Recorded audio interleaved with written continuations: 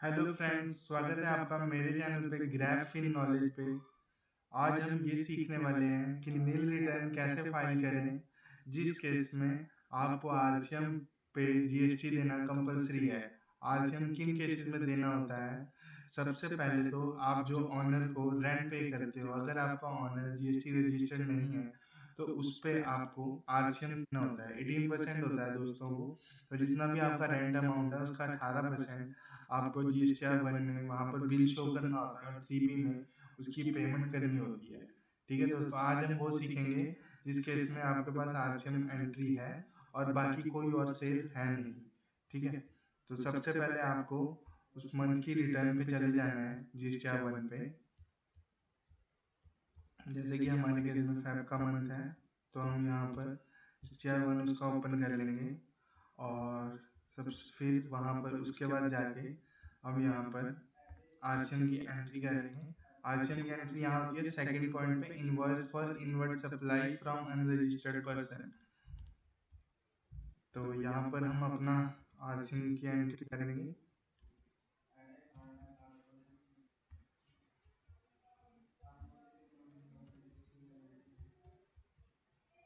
यहाँ पर हमारा एक बिल है और कैंसल हमारे 0 है, तो टोटल 1 हो गया।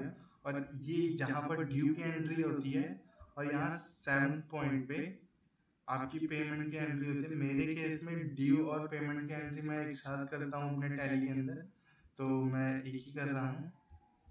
ठीक है, अब यहाँ पर सेव कर लेंगे हम। अब यहाँ पर दोस्तों यहाँ तक कोई भी दिक्कत नहीं आई।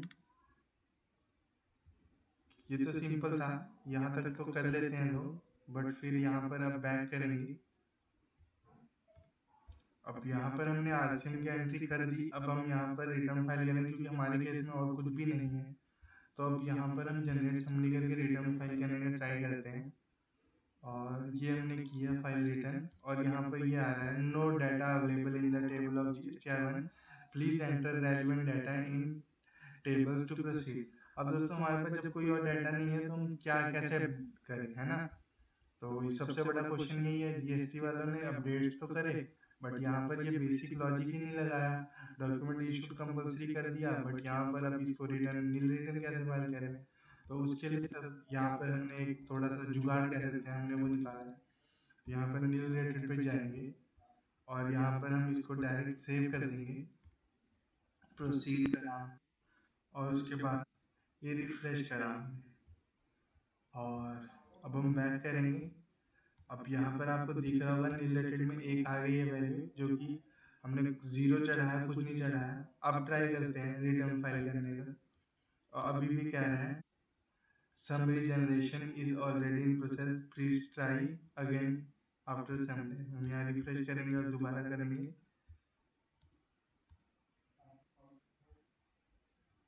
Request has been received, please check status some time. Refresh करेंगे दोबारा और यहाँ पर ये आ गया, हमारी सेकंड एरर आ गई है HSN wise B2B supplies are not report. अब जब हमारे पास यार दोस्तों कोई सेल ही नहीं करी हमने तो HSN वाइज समरी कैसे करेंगे? तो इसके लिए भी आप ऐसा कर सकते हो, अपने जीएसटी रिलेटेड जो भी आपका HSN कोड है वो सिलेक्ट किया, सिलेक्ट कोई भी यूनिट करो सिलेक्ट, और यहाँ पर quantity 0, taxable value 0, GST rate जो आपके प्रोडक्ट पे लगता है वो लगाओ, IGST 0, सेंट्रल टैक्स 0 है हमारा, स्टेट टैक्स 0 है, सेस हमारे पास होता नहीं है। तो ऐड किया हमने, सेव किया, सेव करने का बैक किया। अब यहाँ पर हमारा आ गया है, ये हो गया। अब यहाँ पर हम रिटर्न फाइल करेंगे, जनरेट समरी पे गए, ऑलरेडी इन प्रोग्रेस है तो यहाँ पर सेव कर दोबारा रिफ्रेश करके फिर जनरेट समरी करेंगे।